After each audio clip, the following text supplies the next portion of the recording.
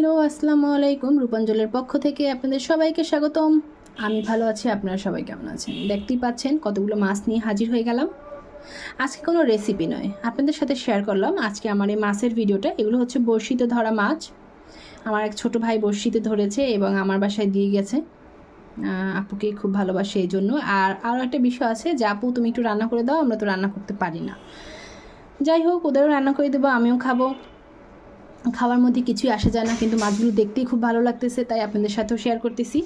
এখানে আছে কার্ফু মাছ, কালীবাউস মাছ এবং তেলাপিয়া মাছ। কার কোনটা পছন্দ অবশ্যই আমাকে কমেন্ট করে জানাবেন।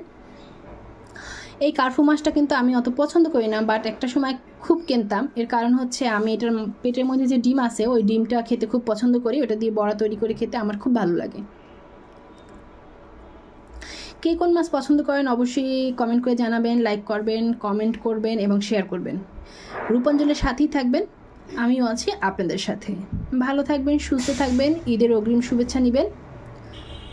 আল্লাহ হাফেজ, টাটা।